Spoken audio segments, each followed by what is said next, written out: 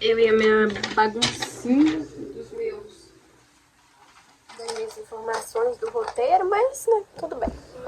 Oi, meus amores, tudo bem com vocês? Espero que esteja, porque a gente vai começar mais uma análise psicótica para vocês. Uma argola sendo maior que a outra, acho que vocês já perceberam, mas vocês vão relevar porque eu perdi a parte dessa daqui. Hoje nós vamos falar sobre uma série aclamada pela mídia, mais especificamente You. Hoje eu vou fazer uma análise técnica e psicológica sobre o Joe. E a primeira informação que eu já trago pra vocês é: o Joe não é um psicopata. Como assim, Isabelle? Você tá louca? Me dá a mãozinha que a mamãe te explica. E por que eu acho isso? Bom, talvez o problema não seja eu, e sim você. Eu acredito em amor à primeira vista. Todo relacionamento precisa superar obstáculos, né?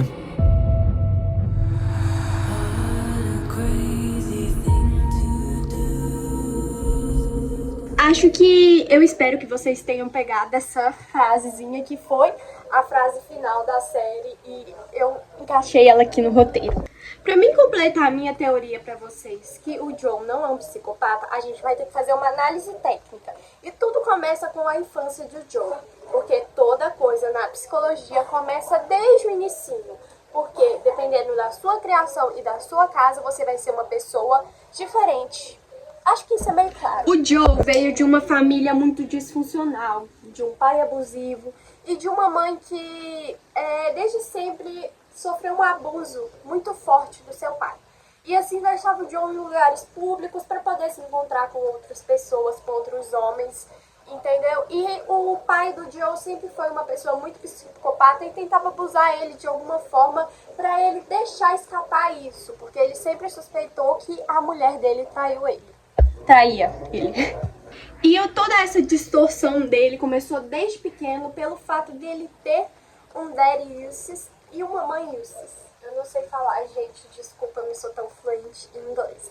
Mas acaba que tudo isso foi se acarretando e virou uma grande carreta com a própria morte do pai. O Joe, como ele foi criado num lar disfuncional, ele sempre confundiu cuidado com violência.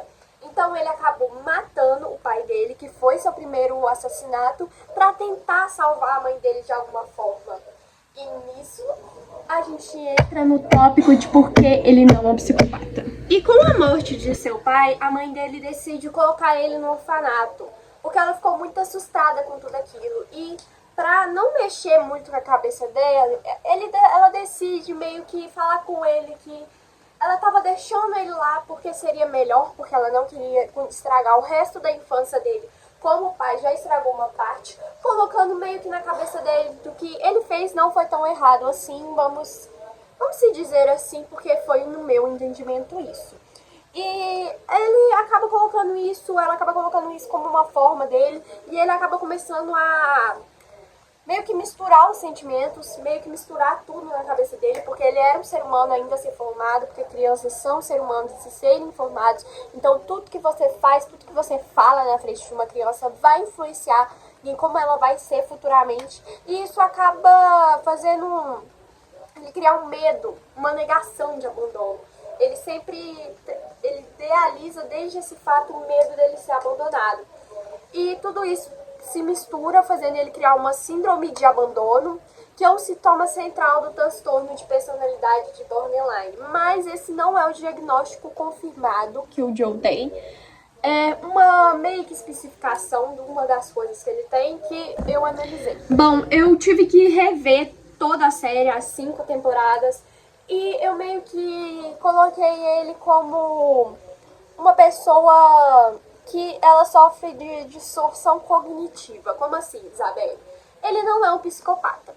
Por quê? Psicopatas são pessoas que não sentem remorso pelas coisas que são feitas. E não tem carinho pelo outro, não tem afeto pelo outro.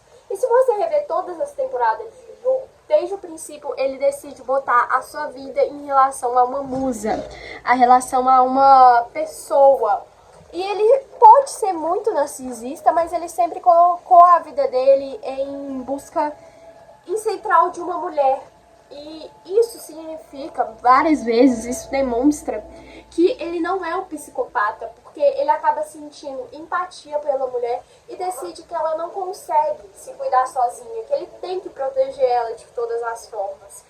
E isso é meio que ele demonstrando que ele sente alguma coisa diferente dos psicopatas. E a gente vai percebendo isso durante a série. E eu não tô aqui só pra falar da série e também do livro que gerou essa série, o livro You da... Ai, eu esqueci o nome da mulher.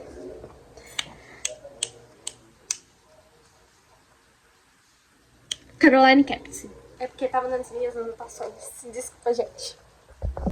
Por isso que toda hora eu olho pra baixo, porque eu tô tentando relembrar as minhas anotações de tudo que eu fiz pra vocês.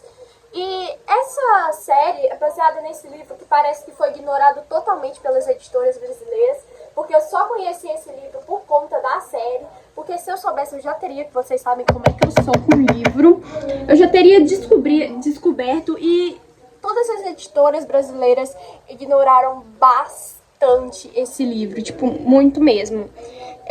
E essa síndrome dele de protagonista acaba fazendo ele ser um cara encantador.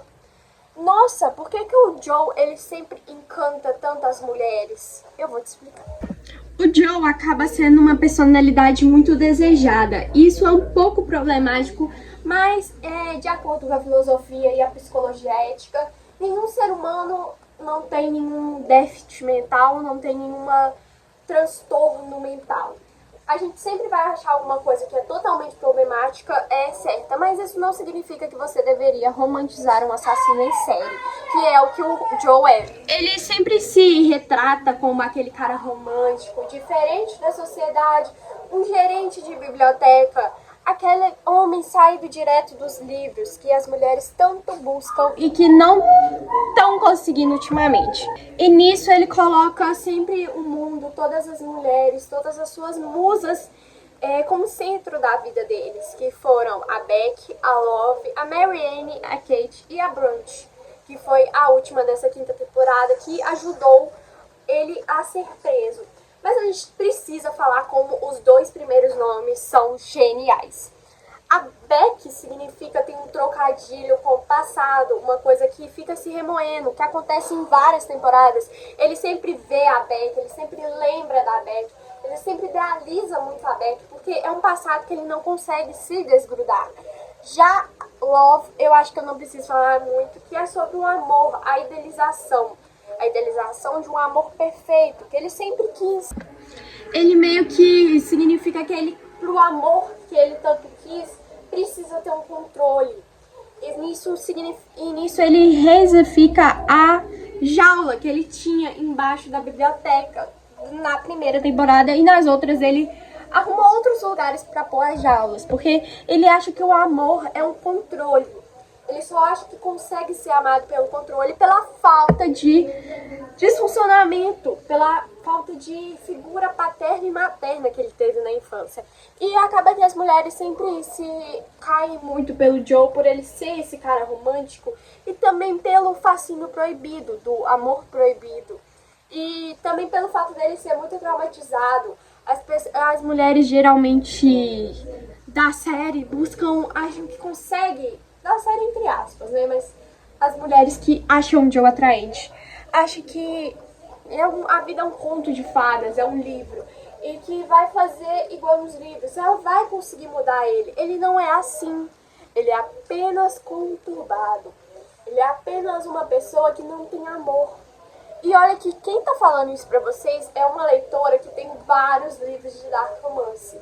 Então eu sei fazer uma psicoanálise e diferenciar os dois conteúdos. Vai muito pelo fetiche de várias mulheres, pelo cara malvadão, pelo vilão da história, que isso é bem mais comum do que vocês pensam. Vários assassinos em série, vários, inúmeros, quando foram presos, receberam mais inúmeras, gente, vocês não têm noção do tanto de cartas, visitas íntimas para eles na prisão, demonstrando o quanto que elas se sentiam amadas, que ele era o amor da vida delas. Isso vem mais pelo fetiche de assassino, o costume da normalização da sociedade pelo cara abusivo, que tenta proteger a mulher de todo custo, e eu acho que a gente tem que lidar com isso na terapia. Além da série ter feito muito sucesso pelo seu fato da série ter sido da Netflix, mas ela não foi originalmente criada pela Netflix. Ela foi criada pela Lifetime em 2018, em setembro. Só que acabou que a série não fez sucesso e a Netflix comprou ela, lançando ela em dezembro. E assim, a partir da primeira temporada, a própria Netflix que fez as outras. E inúmeras, gente, várias séries que vocês idolatram, que são idolatradas pela mídia, acontece a mesma coisa, são de outras editoras. Esqueci de novo. Desculpa. Outros aplicativos de streaming que não fizeram sucesso naquele e a Netflix compra pra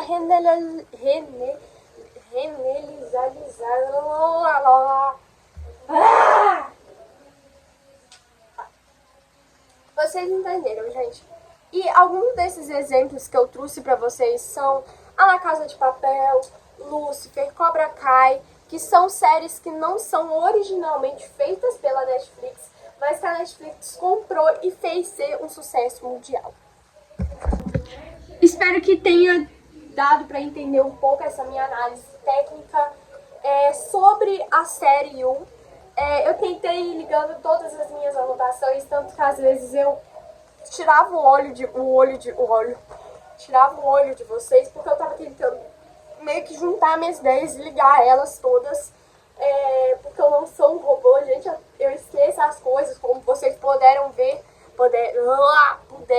a minha dicção também não é a melhor coisa do mundo, mas eu não vou usar isso como desculpa. Eu tentei trazer para vocês uma análise bem técnica e explicar bem direitinho para vocês, então vocês deixem aqui nos comentários se eu consegui explicar direito ou não. E eu espero muito ter conseguido fazer os encaixes das ideias e não ter ficado uma coisa muito bagunçada na cabeça de vocês. É isso, gente. Eu espero que vocês tenham gostado. Comentem se vocês querem análises técnicas de outros personagens de outras séries idolatradas pela mídia, ou se vocês querem que eu faça temas variados, como discussões sociais, como eu estava fazendo, e algumas outras análises técnicas da psicologia. Um beijo, meus amores, eu espero que vocês tenham gostado. Obrigada por pegarem minha mão. Agora eu solto ela. E espero que vocês tenham entendido e mostrem pro mundo da forma de vocês, que vai ser muito melhor o que eu tentei explicar. Um beijo, meus amores. Tchau!